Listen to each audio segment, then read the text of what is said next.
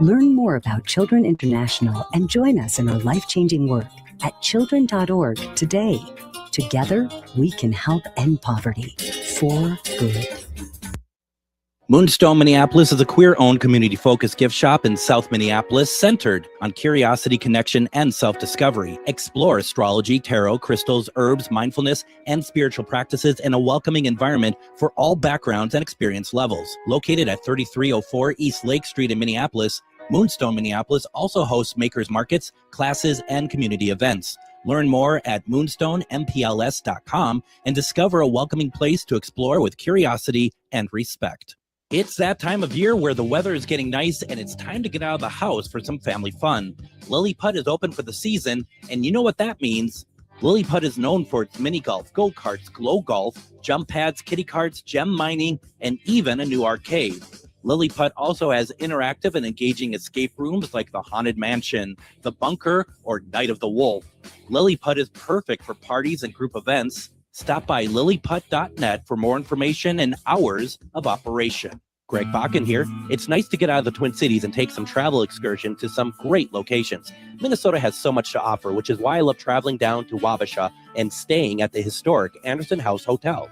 Opened in 1856, this beautiful hotel offers comfortable accommodations, has a delicious restaurant, and even a speakeasy in the basement to unwind with a drink. Located next to the Mississippi River and on Main Street, there is a lot of sightseeing and shopping to do too. To get more information, go to the AndersonHouseHotel.com. With your AM 950 weather, I'm Patrick Lilia. Tonight, showers and thunderstorms expected with a low of 56, and Wednesday, rain and storms continue with a high of 70. Summer is here, so have a night to remember with dinner and a show at Crooner's Supper Club. Crooner's is located in Fridley on Highway 65, just north of I-694. Check out their concert schedules and dinner menus at croonersmn.com. Portions of the following program may be pre-recorded. The views expressed and the opinions given by the individual host, guest, random reptoid, or chupacabra may not necessarily reflect those of AM 950 Radio, its affiliates, or its sponsors. Now, it's time to step into the unknown.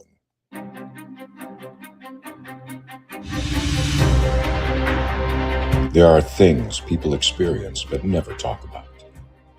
A shadow moving in the corner, flickering of the lights, a disembodied voice. We invite you to talk with us. Share your story, share your experience, because this isn't just your story, this is our story.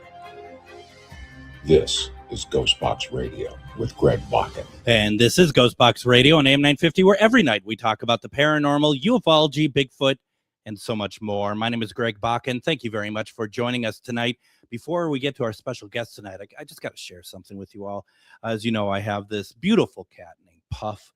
And earlier today when I was feeding her, I noticed in her, like outside her food, there was like a small like pile of food or something. And there is some stuff kind of crawling all over inside of it, which was disgusting, to say the least. So I clean it up and find that there was, the word infestation gets thrown around maybe a little too much, but it wasn't quite as bad as that, but it was more than I expected or wanted. I got rid of it, but ever since, of course, and I know they're all gone. I really do. They're all gone. But I now feel like they're crawling all over me. Okay. I mean, it's just, one of those things, those psychosomatic sort of thing where you're just like, oh, I have an itch. Is that one of them? Or I'm in the kitchen and I'm cooking and I move and the whatever is like reflecting against, like, say, a knife or something moves with me looking at it. And I'm like, is that one of them? It's just, I'm a mess. Okay. Let's just put it that way. It's disgusting.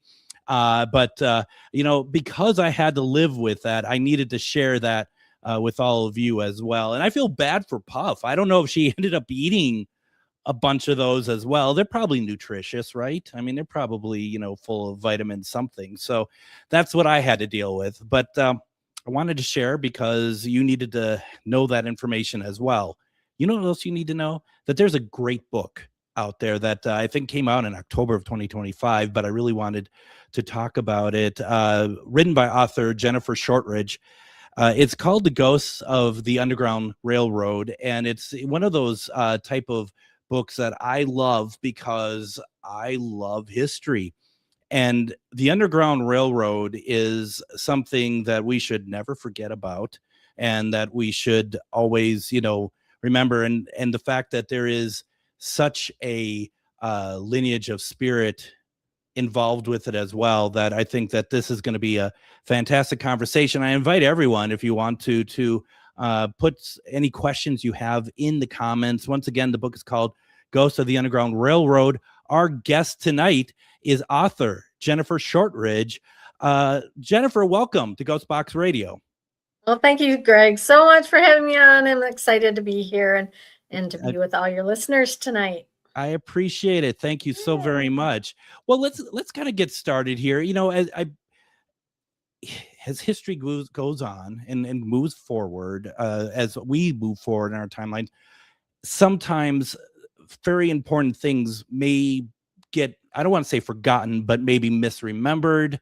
Why don't we just start point blank with what the Underground Railroad was? Sure.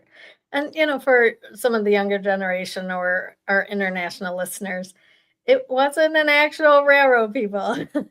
So what it was a secret network of routes and safe houses and churches and fueled by abolitionists who helped enslaved people escape slavery from the South to freedom during around the 1800s at the height of the Civil War time. And there was an estimated 100,000 people who tried to escape through a series of coming from the South all the way up through Ohio, where I live, which is one of the main routes. And that's why I wrote the book, because, I'm deeply rooted in the history of Ohio and the haunted history of Ohio. And it just ties right in with many locations that we have here. And I'll talk about some of those later in Ohio that are haunted by some of the people who, were brave enough to take that journey and try to escape the horrific, life of being an enslaved person or in slavery. And so, when I started really trying to understand what this is they're safe houses. They're, houses with hidden rooms or barns that had secret, trapdoors where people could go as they were journeying up through the United States to be able to rest or hide from people. At that time, there was an act, the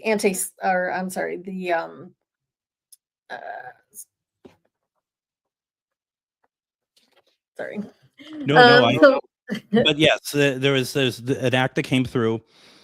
Right. The act that came through was that it was illegal to help anybody who was escaping slavery, and that they could face penalty for housing or helping escape or just anything in general that was tied to helping people get up through the Underground Railroad. It was many times the terminology of a railroad was used. Like, there was code words. The conductors were people who were escorting the people to freedom. There were stations, which were the safe houses. Station masters were people who owned those places that the slaves would come and rest or just refuel. Many of them were sick with disease, exhausted, malnourished.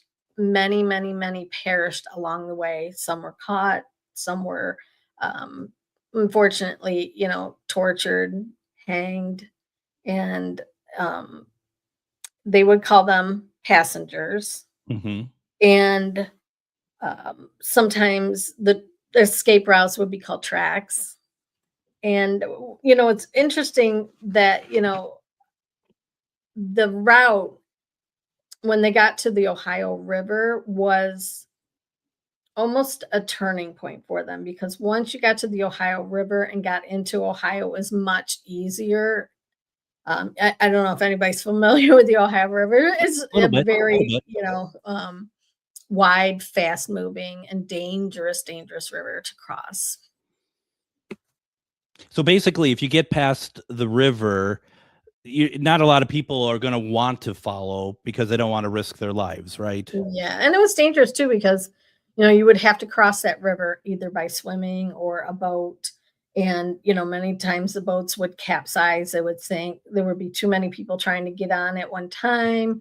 They were being chased and forced to make decisions quickly and dangerously, um, as they either went through the forest or through a river or creek, or um, very unknown territory. Some of it was Native American land, and Mhm. some Native Americans were sympathetic to their flight, and some were not. Mm. So you're facing that. You're being chased by bandits or the law, Sure. and If you're a slave and you're going through this route, you're trying to escape, and you're being helped by conductors, would you never know the conductors' names, because it's kind of like you don't want to lead anyone back to them or anything like that, or did Mhm. that not really matter? Well, yeah, it really did. A lot of the ways that they communicated were um, in code, Yeah. encoded in some of the songs that they would sing in the fields that had, hidden messages in them. There would be markings, of a tree. So, they may be singing about the old oak tree, past the river, and, we're going to meet, Jesus when we come to the promised land, things along that nature. There were also hidden messages, and maps embroidered in quilts. Wow. So, they would get to a certain location and then being given this blanket, but the blanket actually had hidden, directions basically for them. They relied heavily on the stars and the moon to guide them and follow the North Star. They would have people who would go ahead of them Mm. and be scouts for them. Sometimes sympathizers would light lanterns. If the lantern was on, it was safe to go. If it was off, don't cross the river. Many of them would use whistles or sounds of nature as um communication, so that it was okay to, maybe go the next 5 miles, or go left instead of right, or follow this path versus, a different journey. It's it's it's it's sad, isn't it? All the Mhm, things that they had to do just to be free, just to stay alive. It's incredible, and yet at the same time, it is so, I don't know, it's inspiring to see, just everything that you just said, mhm. what they did to create, to be able to not only be safe for themselves, but to allow the people who follow them to be safe as well. Yeah, yeah, no, it was not, and I don't wanna make light of it at all. It was not an easy journey. You were separated, from Yeah. your family sometimes. You had to make the decision of, maybe you could only take one child with you, or, you'd have to leave your elderly parents behind, or, your husband, your brother, your kids. You had to make that choice. Do I stay with my family, or do I journey to freedom? And maybe I'll make it, and maybe I won't, and maybe I could make it and come back Yeah. and try to free them. I know, I just watched the movie about Harriet Tubman, Yeah. and the some of the things that depicted were so harsh, and she herself brought little more than 300 slaves to freedom. she would go, brings them back and go back for more. And she just kept doing that until, it just, it was very treacherous for people crossing. It sounds horrible. And do you have any line of sight what the percentage of successful, how successful they were? So at the time, there was about 1 million slaves. There were about 100,000 that made the journey.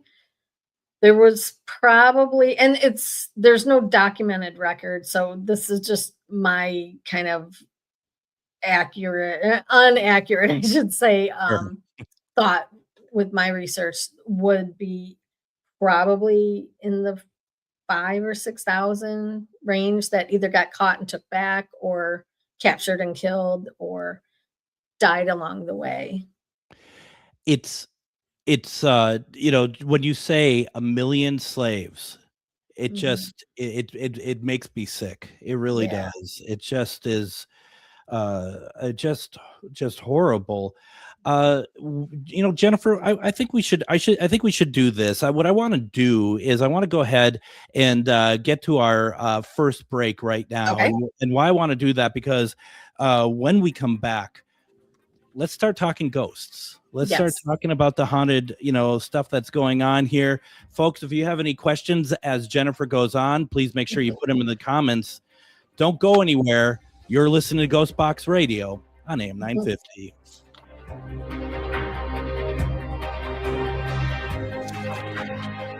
Moonstone Minneapolis is a queer-owned, community-focused gift shop in South Minneapolis centered on curiosity, connection, and self-discovery. Explore astrology, tarot, crystals, herbs, mindfulness, and spiritual practices in a welcoming environment for all backgrounds and experience levels. Located at 3304 East Lake Street in Minneapolis, Moonstone Minneapolis also hosts makers markets, classes, and community events. Learn more at moonstonempls.com and discover a welcoming place to explore with curiosity and respect.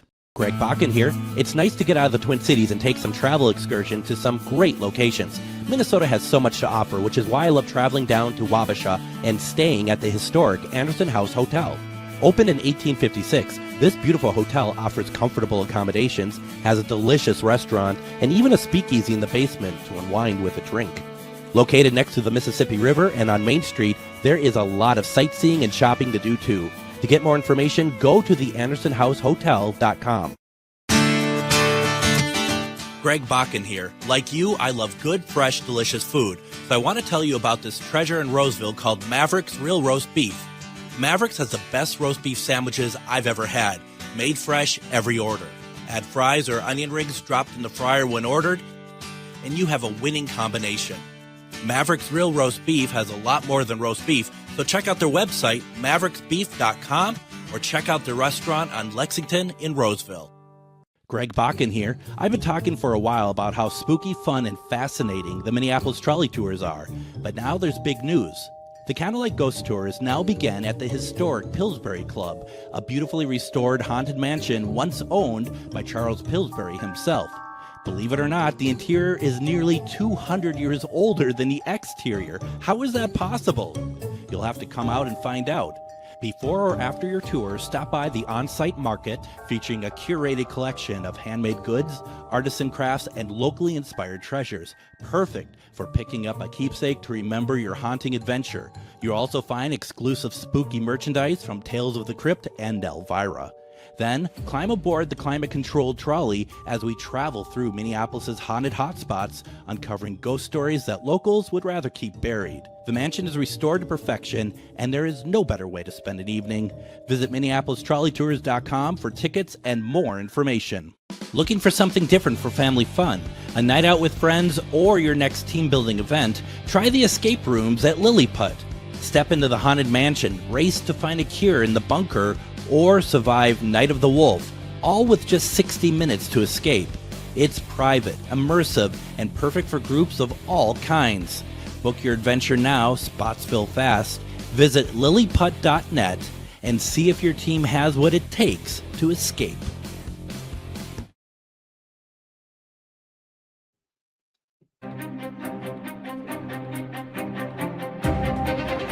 And I just want to remind everyone, especially as it's been pretty hot lately, I hope that you've made it down to Mavericks. You might be like, well, talking about real roast beef sandwiches when it's 90 degrees. Are you sure? It's like, well, Mavericks, go in there, it's air conditioned, get a delicious sandwich. But then you just go across the street to the place called Sprinkles that Mavericks also owns, which is all ice cream and malts and really good summery treats. And so go out there, treat yourself to some ice cream, have some fun. It's beautiful, beautiful area. And well, you know, I love Mavericks and I also love really good ice cream. So go out there, treat yourself to that. I just also want to say the book that we are talking about tonight, Ghosts of the Underground Railroad, written by Jennifer Shortridge. I just want to also say, folks, if you want to get a hold of this book, number one thing we'll always say is please go to a local bookseller, see if they can order it for you, keep them in business. Also, if you'd like, if you feel inclined, you can go to ghostboxradio.com, Ghostbox Book Club. We do have an Amazon affiliated link there. It helps Ghostbox Radio. And those who do buy through there, I do appreciate it. Jennifer has a podcast that you need to check out too, 222 Paranormal Podcast. Do you want to talk about that a little bit? Sure. So we have been on the air for 11 years now, matching you, Greg. And we talk about all things paranormal, ghosts, haunted locations, aliens, cryptids, Bigfoots, strange and unusual things. It's a weekly show. And it's hosted by my brother and myself. And we love talking about paranormal topics. It's good, clean fun. It's family friendly. We don't get into dark topics, but we might scare somebody. We've had many unusual things happen while we're doing the podcast. I live in a haunted house here. Sometimes we have activity happen during, taping, and people will hear EVPs in our show and point that out to us. How fun! How can people get your podcast? It's on all the podcast outlets, and if you want, you can go to our Facebook page, and we post our shows there as well every week. And so there's a Facebook page, 222 Paranormal Podcast, that people can go and check out. Very nice. Can you share any topics you have coming up, or any topics you have just? We just did a 2-parter of strange things in the Congo. So unusual creatures, talking about the forest being an entity itself. There, is some reports of like things that people have never seen before, possibly some remnants left over from, dinosaur age. We don't know. But you'll have to tune in to find out.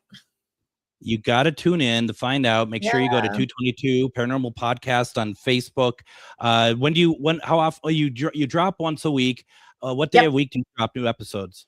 We drop new episodes on Sunday at 2:22 in the afternoon. I love it.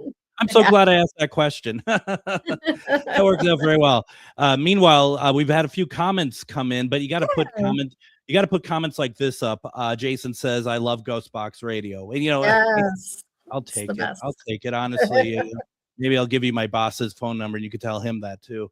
Right? So we are talking tonight about Ghosts of the Underground Railroad, written by Jennifer Shortridge. Is available all over the place. Well worth a read. Let's talk some ghosts. So some of the common things that people experience from the South all the way up through into Canada, some of these haunted locations, phantom lanterns. Many people see mysterious lights in the woods or in the Widow's Peaks up in some of these mansions. We do have a place here in Ohio, which I'll talk about a little bit.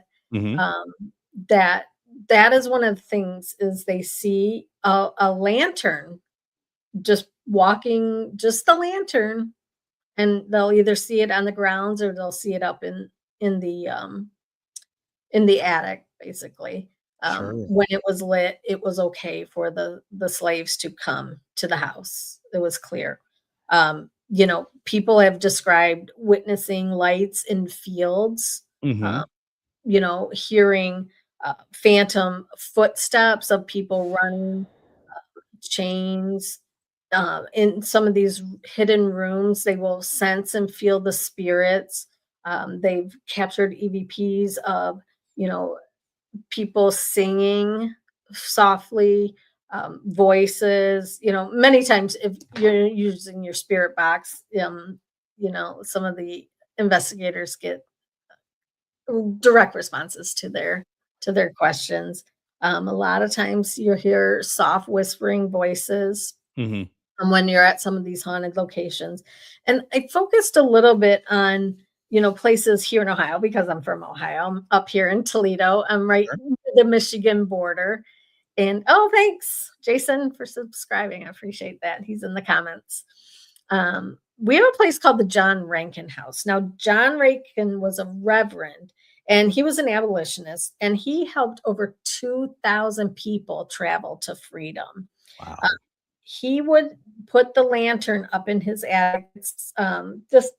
And you can go there. It's a museum now, and put the attic or the light lantern up into the attic. When the light was on, it was safe passage. It was visible from Kentucky, so he was close to the Ohio River. And the Rankin House is one of the most famous stops on the Underground Railroad. Reported activity is, they see the apparition of enslaved people there, near what they call Jacob's Ladder, which was basically a steep hillside, and it leads up to the house. And witnesses have seen shadow figures all around their property and inside the house. And some of the visitors claim that they hear footsteps and voices when nobody else is around. And, some of the local folklore is that,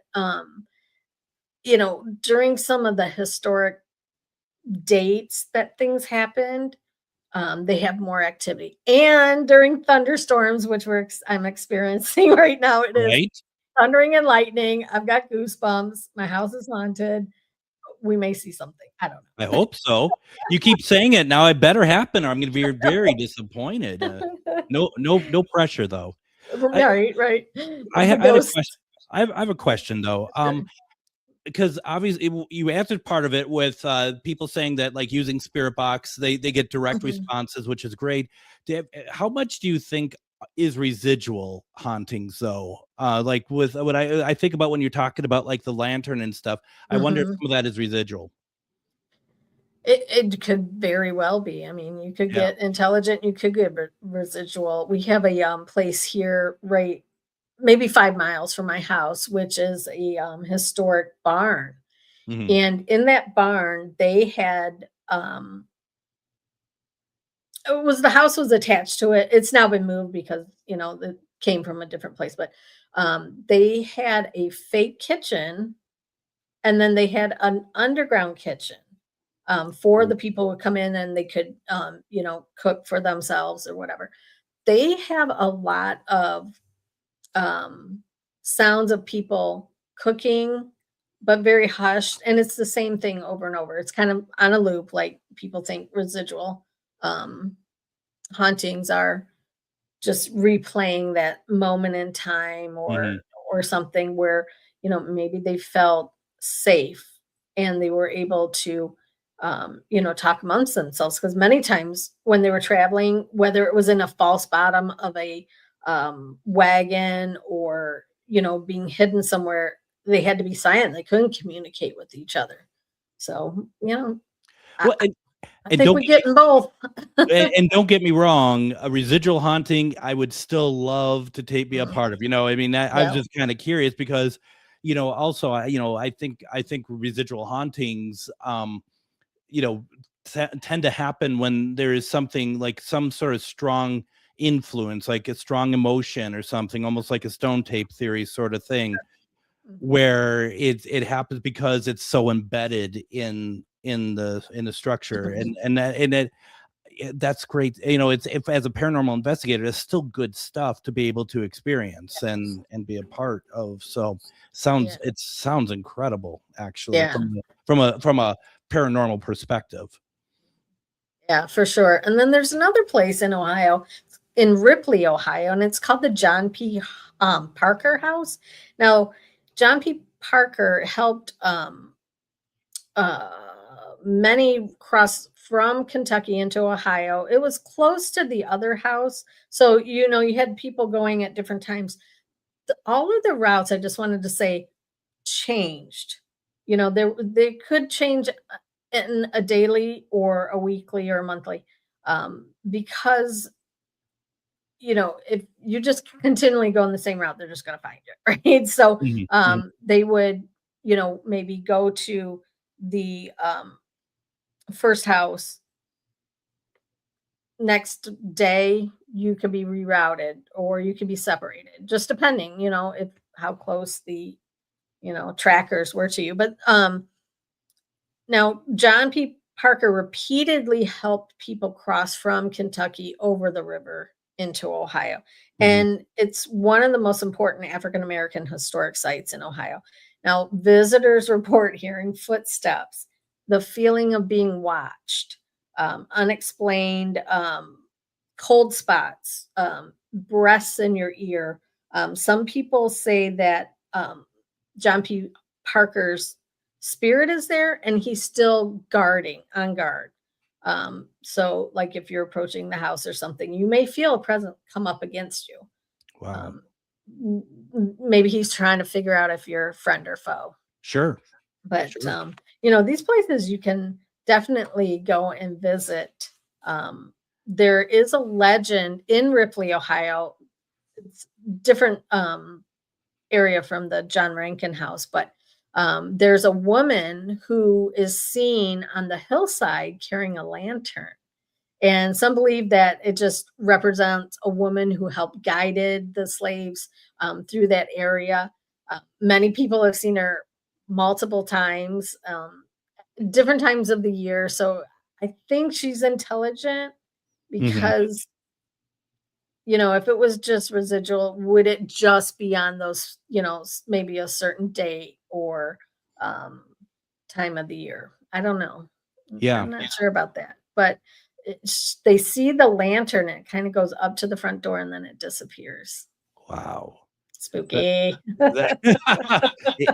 Yes, it is, but also awesome in the sense of that it's interesting how paranormal hauntings like that actually help keep us remember this point of history too, doesn't it? Yeah, definitely. And that's why I put so much history into my books.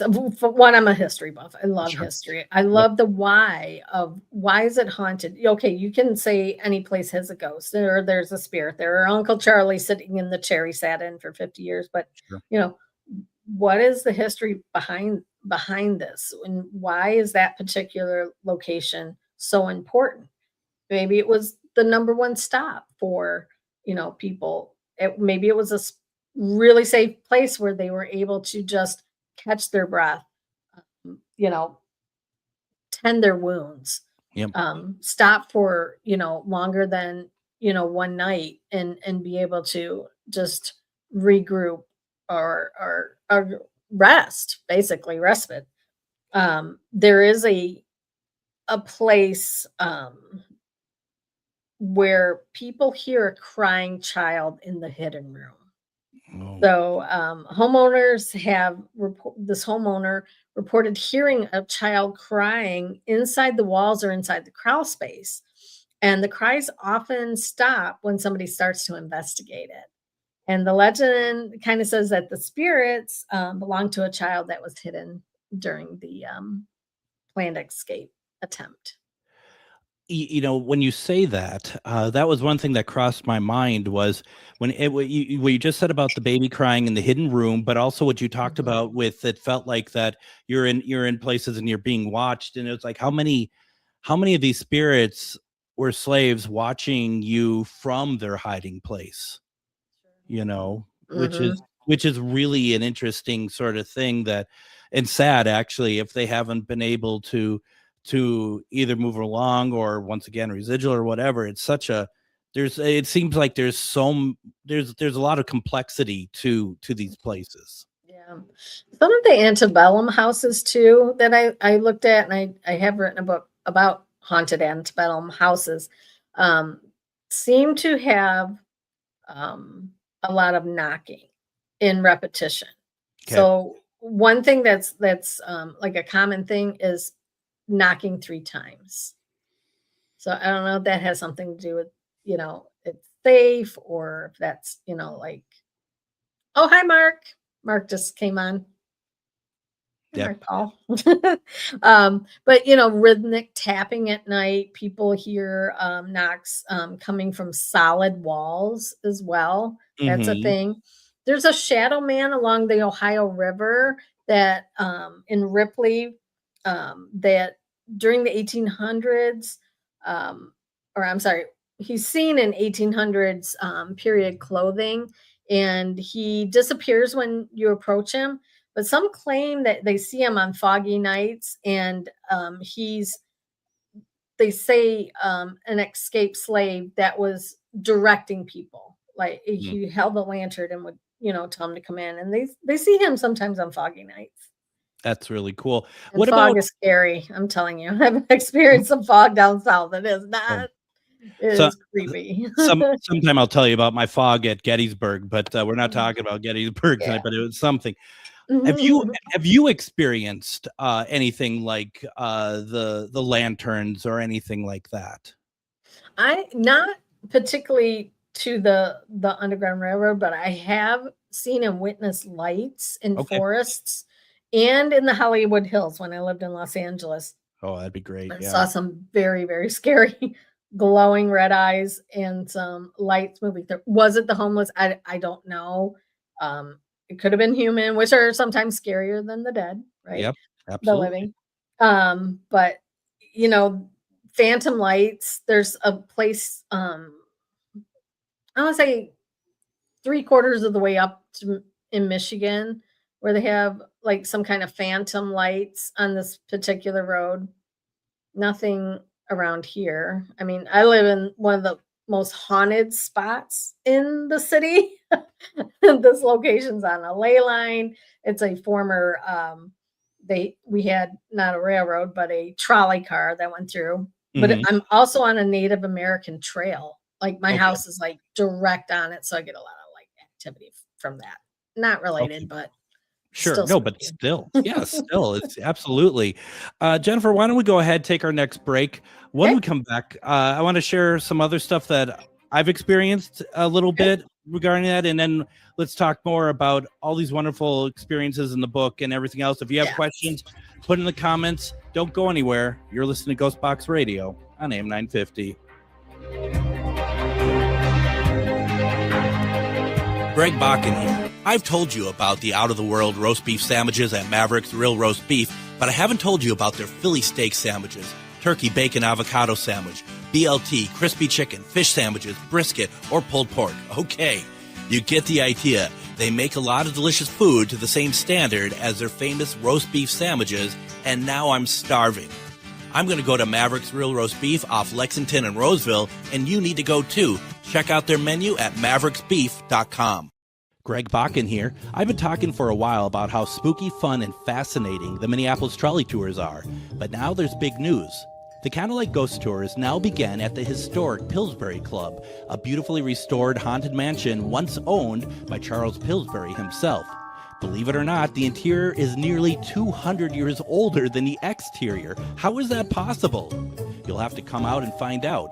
Before or after your tour, stop by the on-site market featuring a curated collection of handmade goods, artisan crafts, and locally inspired treasures. Perfect for picking up a keepsake to remember your haunting adventure. You'll also find exclusive spooky merchandise from Tales of the Crypt and Elvira.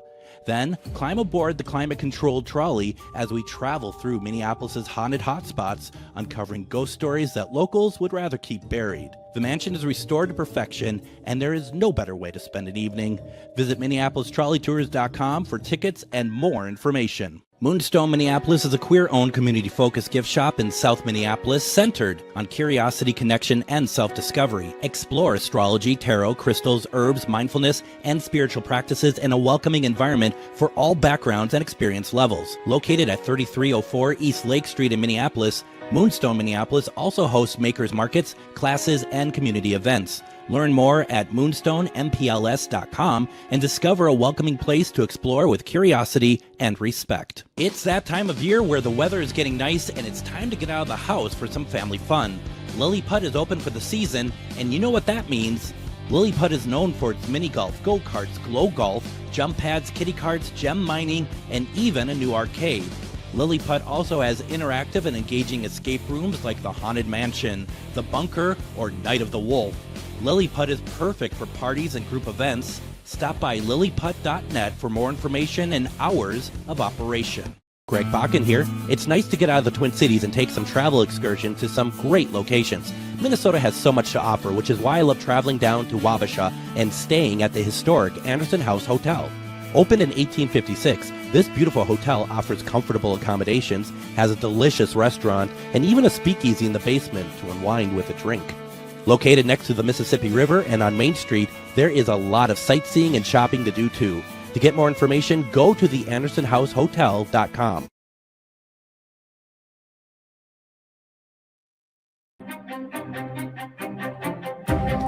And join me tomorrow on GhostBox Radio with Greg Bakun. We are going to see the return of Matt Schmidt, our favorite quantum healer. He's going to come on tomorrow. We're going to talk about quantum healing and timelines. How do we use timelines for quantum healing? These are great conversations. Definitely join in.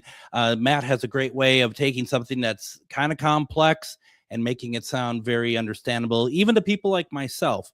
So I recommend giving it a listen.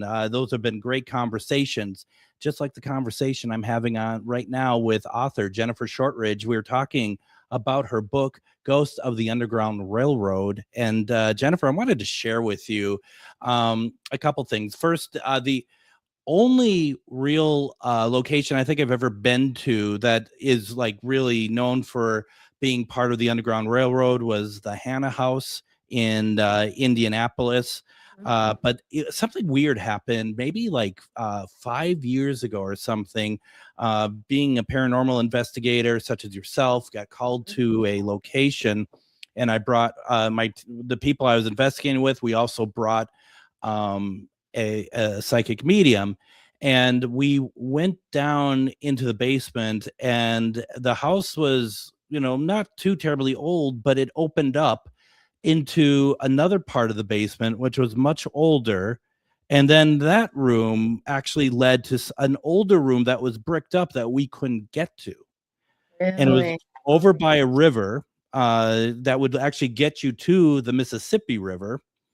And our psychic medium that was with us, she kept getting young people in chains.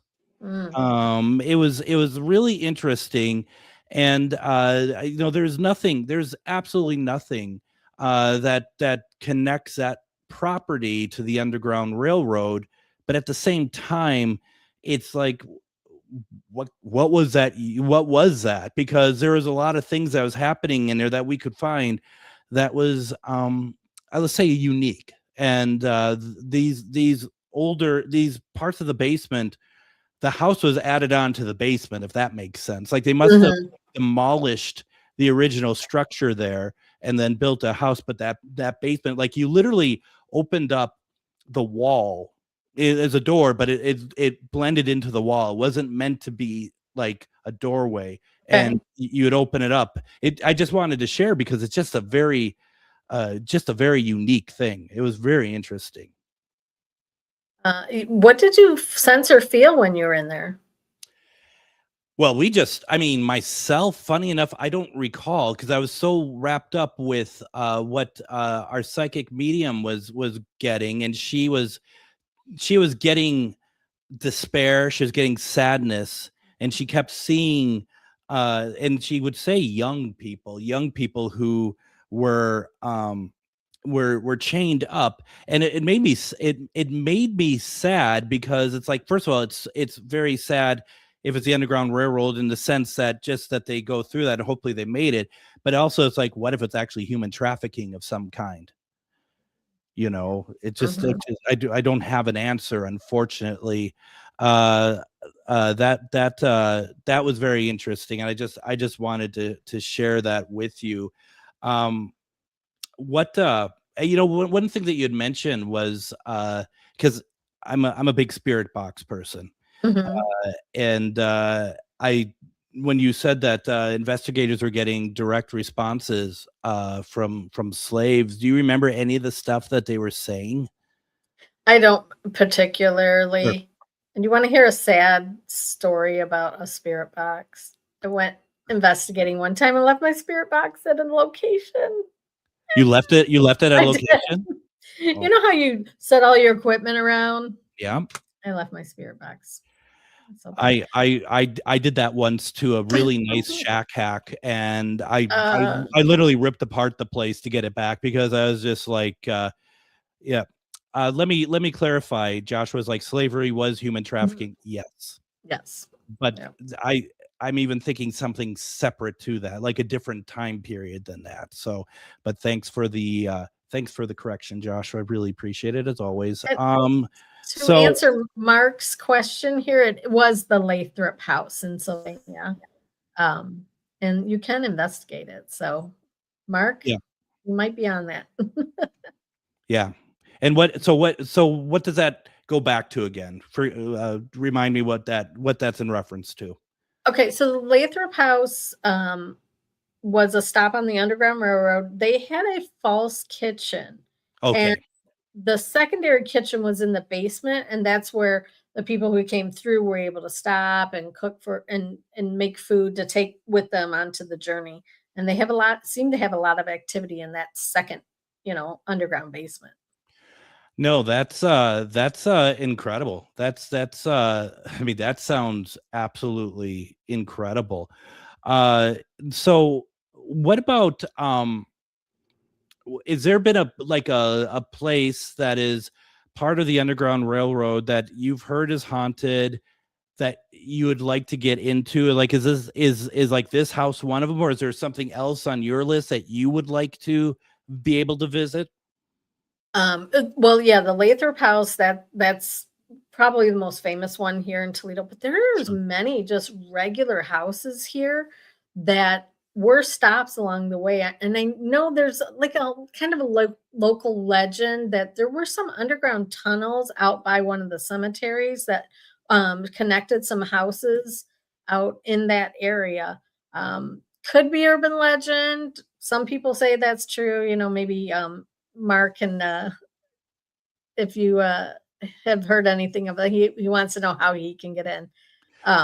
Yeah, so Mark's saying, the Lathrop House is like 5 miles from the border here, and Lake Erie was, a major part of it too. So if you're familiar with the area, Lake Erie is on, borders Ohio and Michigan and Canada.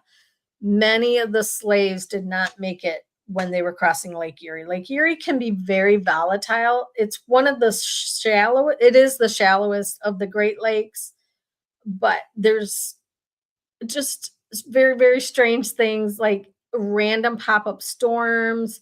You can get just, a gust of wind come through and cause lakes. I'm sorry, rogue waves. Sure. When I was doing research for the book, and you guys have to, read through it, Lake Erie had many reports of people seeing shadow figures, apparitions on the shore, almost like looking out, looking for their loved ones.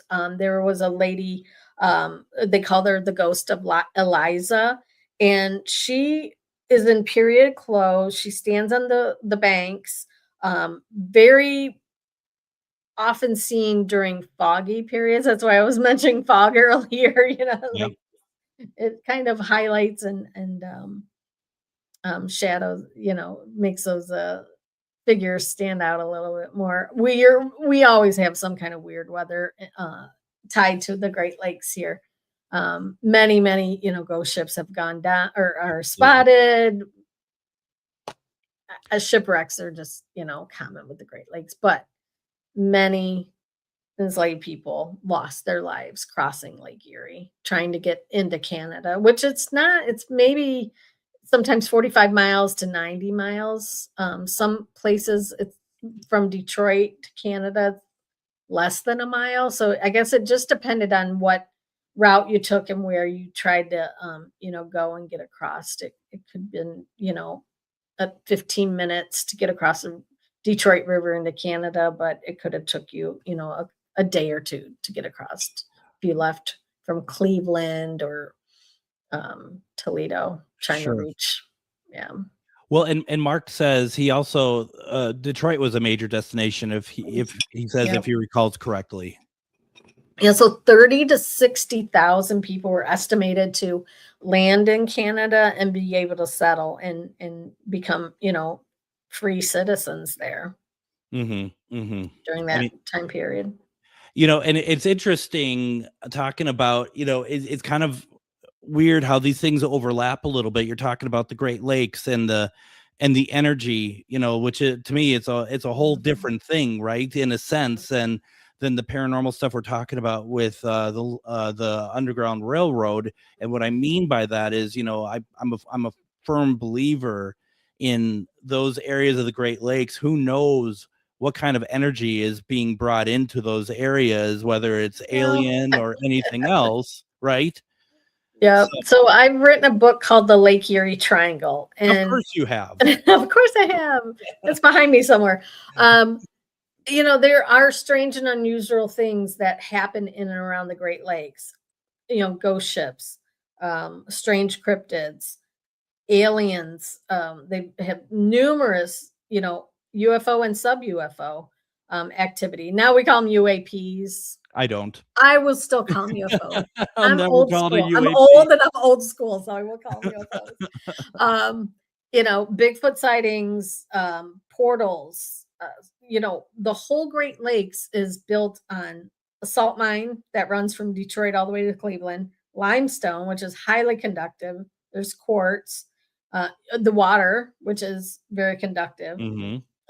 And tied to many, many tragedies and deaths. So, you have a lot of spirits seen, strange things, unexplained things, phantom lights, time slips happen, strange, people flying over, lose, minutes, hours. There's, Lake Erie, or I'm sorry, off the coast of Lake Erie, I think it was 1967, there was a famous UFO landing.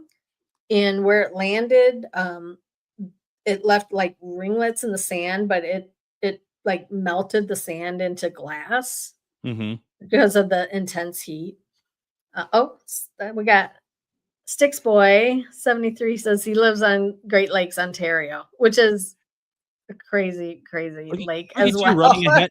Look at you running ahead of me on the comments. My gosh, can't even keep up. Popping in. Chuck actually is an alien. So that's kind of his thing. Well, and it's interesting too to think the fact that that there is like slaves trying to escape. They're walking in that area. They're traveling in that area, and for all they know, they're jumping between the 1860s and the 21st century, and they have no idea. Yeah, can you imagine, trying to communicate with the spirit that just doesn't understand electricity or equipment, electronics? Like I always try to take it really basic. Oh, thanks, Jason. Appreciate that. When I am communicating with spirits, I try to think of like, okay, in their time, they see this light. I'm like, it's not fire. It's not going to burn you. It's just, something. This is a tool that we have now. I always explain the year, that times are different, that people are free. We have these rights and freedoms. Women have these rights and freedoms to be able to do things. So, I always try to be really respectful with the spirits. I try to put myself into their shoes a little bit and communicate how I think that they would be receptive to it. I mean, first of all, you have somebody who's, if they're stuck in that residual loop, maybe still in fear, in, their adrenaline's going, that could definitely imprint wherever they were. Uh, you have sadness and fear and maybe anger, somebody coming after them. But also hope and joy, because, there were people that helped these people along the ways. There's churches, small churches, and some of these locations are, just gone because of time and progress. But we really have to preserve what we do have left. But, the churches, people still hear, singing and voices in the churches. And that was a joyous thing. If they made it to the church, they were able to, rejoice. We have about a minute and a half left. Okay. Chuck asked the question, and I'd love to hear your thoughts on it. Do you think Mhm. they are aware of the surroundings, or do some not realize the time frame? I think it could be both. I think, maybe if there was a tragic death, they're just stuck there and they just don't understand it. But, maybe there are spirits that made it onto freedom and that just came back and wanted to, maybe try to connect with those other spirits and let them know it's okay to not stay where they're at and move on to the next, whatever you guys believe. I'm open, I don't judge anybody's beliefs, but, I always think that there is some place higher that we go, and it's a peace, loving, peaceful place without the strife you felt in your, your human life. And I agree completely that it can be anything, right? That's the thing about Mhm. paranormal, is that we are able to, all theories are welcome, and all theories could very well be correct, right? Was the best part about it in some ways. And that's this community that we're in is very open and accepting, and I found over the 25 plus years that I've been going to conventions or ghost hunting, that we have this really tight-knit community that's open to hearing other people's thoughts and ideas. I love it. We got to get going. Thank you so much, Jennifer. Let's have you back I sometime. Okay. appreciate you. Thank you, Greg. Thank you. All right. We'll be back tomorrow with Matt Schmidt, Quantum Healing. Everyone, have a great night. All right. Bye now.